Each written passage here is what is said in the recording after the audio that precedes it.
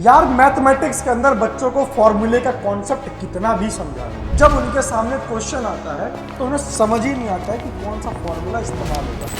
कितना भी उनको उसमें क्वेश्चन की प्रैक्टिस करवा दो, हमेशा उनको यही डाउट रहता है कि यार फॉर्मूला भूल जाते हैं। अगर मैं बात करता हूँ आपके इंटीग्रेशन से, तो ये आपके इंटीग्रेशन के कुछ बहुत ही बेसिक फॉर्मूले हैं। आज के छोटे से सेशन के अंदर हम लोग फॉर्मूला का एनालिसिस हम लोग करेंगे। यार मैथमेटिक्स के अंदर बच्चों को फॉर्मूले का कॉन्सेप्ट कितना भी समझा लो, कितना भी उनको उसमें क्वेश्चन की प्रैक्टिस करवा दो, हमेशा उनको यही डाउट रहता है कि यार फॉर्मूला भूल जाते हैं। ऐसे तो उनको फॉर्मूला बहुत याद रहेगा, लेकिन जब उनके सामने क्वेश्चन आता है तो उन्हें समझ ही नहीं आता है कि कौन सा फॉर्मूला इस्तेमाल होगा। इसका सबसे बड़ा रीजन है कि उनके पास फॉर्मूला ना होना, या अगर फॉर्मूला होना भी तो एक प्रॉपर सिस्टमेटिक तरीके से नहीं होना। तो आज के छोटे से सेशन के अंदर हम लोग ये देखेंगे कि आपकी पूरी की पूरी जो आपकी बुक 2 है उसके कंप्लीट फॉर्मूला का एनालिसिस हम लोग करेंगे।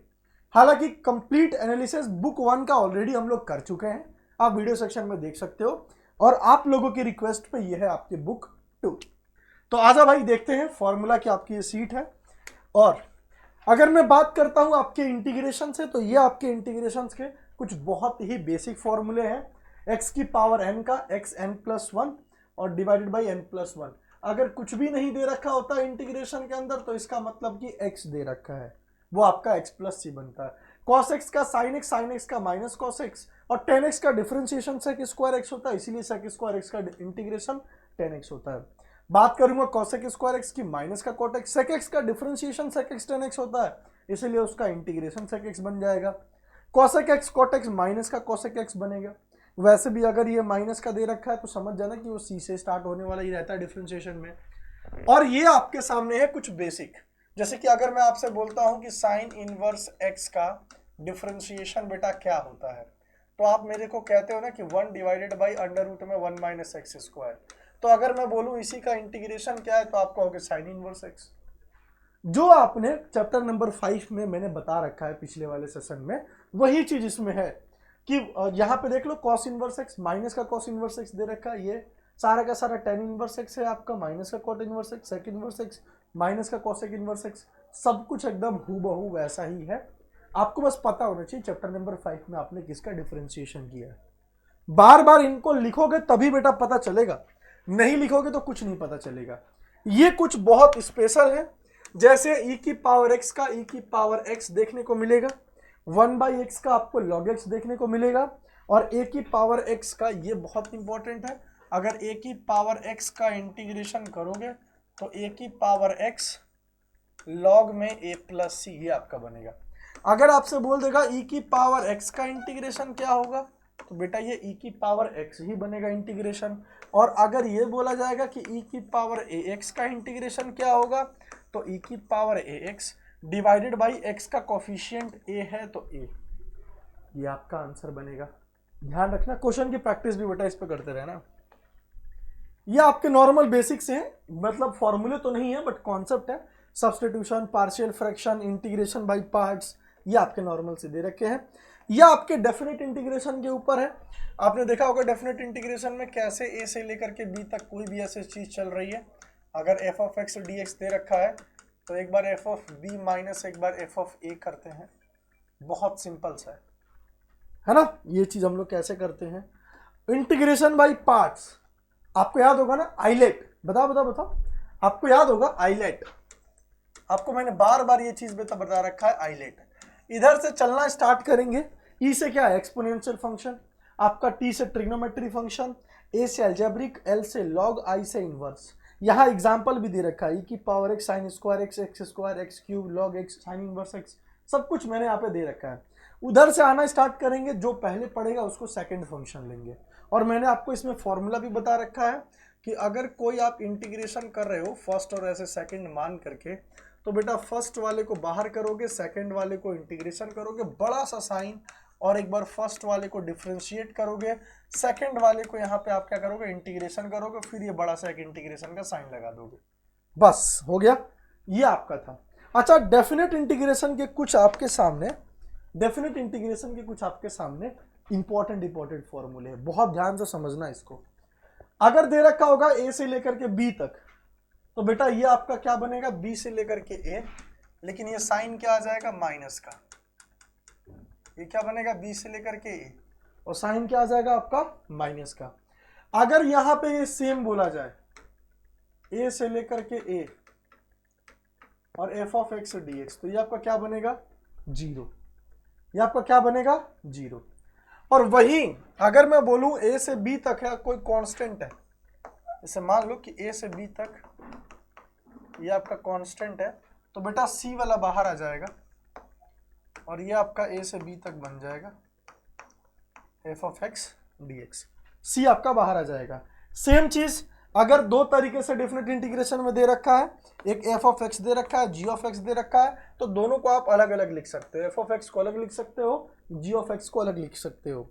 और अगर ए से लेकर के बी तक कोई भी लिमिट है, जैसे मान लो कि आपसे बोल दिया गया कि ए से लेकर के बी तक कोई भी आपके पास वो करना है, और अगर आपको लग रहा है कि बीच में कहीं ना कहीं वो फंक्शन डिफरेंशियल, मतलब कि एक तरफ से वो जीरो दे रहा है आपको, वहाँ की वो डिफाइन नहीं है वहाँ पे, जैसे मान लो कि मैंने बोल दिया 2 से लेके 5 तक और मॉड में x माइनस 3 का dx दे दिया, तो मुझे मालूम है ना कि अगर मैं x बराबर 3 रखूंगा तो अंदर वाला पार्ट जीरो बन जाएगा, वो मॉड x का शार्प पॉइंट आ जाएगा। तो मैं क्या कर सकता हूँ, एक बार 2 से लेके 3 जा सकता हूँ, और एक बार क्या कर सकता हूँ, मैं 3 से लेके 5 जा सकता हूँ। ये मैंने आपको बार बार प्रैक्टिस भी कराया है और आपको इस प्रैक्टिस पे रहना भी है। अगला चीज, ये कुछ इंपॉर्टेंट है, आप इनको जरूर देख लेना सारे के सारे, यहाँ से लेकर के यहाँ तक बहुत इंपॉर्टेंट है, ये वाला भी ज़्यादा इंपॉर्टेंट है, ये मोस्ट इंपॉर्टेंट है, आपको मिल जाएगा। ये क्या बेटा, ये आपका मोस्ट इंपॉर्टेंट है, तो इस पर आपको जरूर ध्यान देना है, इसको आप देख लो। बात करूं मैं अगर वेक्टर में, तो वेक्टर में सबसे इंपॉर्टेंट, अगर एक वेक्टर हमारे पास है ऐसे लिखा जाता है, तो ये उसकी बेटी क्या बनती है बेटा, मैग्नीट्यूड निकाला जाता है, ए स्क्वायर बी स्क्वायर सी स्क्वायर, और ये आपका क्या है, एक यूनिट वेक्टर है। क्या है ये, एक यूनिट वेक्टर। आपको मैंने बता रखा था कि एक यूनिट वेक्टर निकालने के लिए उसी वेक्टर का उसके मॉड से डिवाइड करते हैं, ये आपका एक यूनिट वेक्टर निकलता है। यूनिट वेक्टर में भी मैंने बताया था आपको मैंने वो भी बता रखा था एक बार, देखो अगर आपको डायरेक्शन रेशियो निकालना है, डायरेक्शन कोसाइन निकालना है, डायरेक्शन रेशियो आपका क्या है, ए बी और ये सी आपका बन गया, और डायरेक्शन कोसाइन आपको निकालना है, देखो ये एल हो गया, ये एम हो गया, ये एन हो गया, तीनों मैंने आपको निकालना भी सिखाया था। और आपको ये वाली चीज जरूर याद रखनी है कि L square plus M square plus N square is equals to 1, तो ये आप जरूर ध्यान रखना। फिर आपकी छोटे छोटे ये भी हैं डेफिनेशन से नॉर्मल, आपने देखा होगा कि अगर ए डॉट बी परपेंडिकुलर है तो a1 a2 b1 b2 c1 c2 ये जीरो होता है, और अगर पैरेलल है तो a1 upon a2 b1 upon b2 c1 upon c2 ये आपको देखने को मिलता है। तो ये कंडीशन कब बनती है, परपेंडिकुलर वाले पे कंडीशन बनती है, इसको आपको ध्यान रखना है। ये आपका एक जनरल फॉर्मूला है ए डॉट बी का, ए बी कॉस थीटा, और क्रॉस होता है तो साइन थीटा रहता है उसमें। और देखो ये चीज मैंने बोला है ना कि अगर वो परपेंडिकुलर रहेगा तो जीरो बनेगा, और ये थोड़ा इंपॉर्टेंट है, प्रोजेक्शन ऑफ वेक्टर। आपको मैंने बताया था ना कि जहां पे पूछेगा जिसका प्रोजेक्शन है, जैसे बोलेगा कि ऑन बी तो बी का मैग्नीट्यूड नीचे, ऑन ए तो ए का मैग्नीट्यूड नीचे, तो ये भी बहुत आपका एक जरूरी है। आगे देख लो, ये रहा है ना, ये देख लो मैंने बताया था क्रॉस वाले के अंदर ए बी साइन थीटा लग जाएगा, और एक जो हमारा क्रॉस प्रोडक्ट होता है निकलता कैसे है, तो क्रॉस प्रोडक्ट ऐसे निकलता है, एक डिटर्मिनेंट की फॉर्म है, बहुत इजी है। और अगर कोई भी हमारे पास वेक्टर पैरेलल है तो ए क्रॉस बी जीरो देखने को मिलेगा। अच्छा, पैरेललोग्राम की एरिया क्या होगा, पैरेललोग्राम की एरिया क्या होगा, जैसे मान लो कि अगर ये आपके पास एक दे रखा है ए वेक्टर, ये दे रखा है आपके पास बी वेक्टर, तो अगर मुझे इसका एरिया निकालना होगा, क्या निकालना होगा, इसका एरिया निकालना होगा, तो ये मेरा क्या बनेगा, ए क्रॉस बी, क्या बनेगा, ए क्रॉस बी। और अगर वही मुझे एक ट्राइंगल का निकालना होगा तो उसका आधा कर दूंगा मैं, यानी कि ए क्रॉस बी का आधा कर दूंगा, ये मेरा निकल जाएगा। आगे देखें, अगला देखो, ये आपकी ना प्रोबेबिलिटी पे है, लीनियर प्रोग्रामिंग में तो ऐसे कुछ फॉर्मूला है नहीं, पूरा का पूरा वो ग्राफ है, ये आपकी प्रोबेबिलिटी पे है नॉर्मल सैंपल स्पेस निकालने का। हम देख लो कि आखिर कितनी चीजों की रिक्वायरमेंट है, और ये देख लो क्या कि टोटल सैंपल स्पेस कितना है।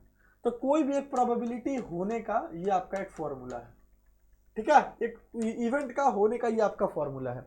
मैंने आपको पढ़ा रखा है कि प्रोबेबिलिटी 0 हो सकती है, 0 से बड़ी, और 1 हो सकती है, और 1 से छोटी। और अगर कभी बोलेगा कि ना होने की प्रोबेबिलिटी बताओ, तो ना होने की प्रोबेबिलिटी कैसे देखते हैं? जैसे मैं बोलूंगा कि कोई एक इवेंट की ना होने की प्रोबेबिलिटी बताओ, तो एक में से मैं वो चीज घटा दूंगा। ये हम लोगों ने देखा था कि एक में से वो चीज हम लोग क्या करेंगे, माइनस कर देंगे।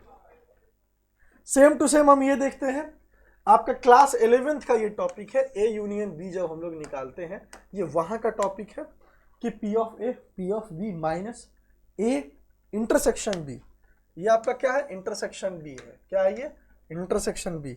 अच्छा, ये इंटरसेक्शन बी होता क्यों है? ये दो चीजों में कॉमन बताता है। ये मतलब दरअसल में क्या बता रहा है, दो सेट में कॉमन बता रहा है। ये है ना, ये दो सेट में कॉमन बता रहा है। अगर ये मान लो सेट ए है, ये मान लो सेट बी है, तो ये दोनों में कॉमन क्या है वो बताता है, ये वाला पार्ट। ठीक है, ये कॉमन वाला पार्ट बताता है आखिर दोनों में कॉमन वाला पार्ट क्या है। आप एक चीज की तरफ और देख सकते हो, ये अगर ए और बी म्यूचुअली एक्सक्लूसिव है, और म्यूचुअली एक्सक्लूसिव है तो यहाँ पे आपने देखा होगा ये वाला जो आपका पार्ट है बेटा वो 5 बनता है, ए और बी के बीच में कॉमन 5 बनता है। ठीक है, आपने कंडीशनल प्रोबेबिलिटी वाली ये फॉर्मूला देखा होगा, P of A by B निकालना है, P of A intersection B, और अगर बी नीचे दे रखा है तो नीचे बी आ जाएगा, अगर ए दे रखा होगा तो नीचे ए आ जाएगा।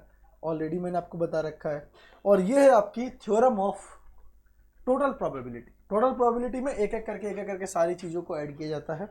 आपको मैंने क्लासेस में भी बताया था कि अगर एक बॉक्स दे रखा है और इसके अंदर बहुत सारे इवेंट हो रहे हो, जैसे कि देखो एक इवेंट ये हो रहा है, एक इवेंट ये हो रहा है, एक इवेंट ये हो रहा है, कई सारे इवेंट हो रहे हो, तो उसमें हम टोटल प्रोबेबिलिटी निकालते हैं। ठीक है, ए का, बी का, सी का।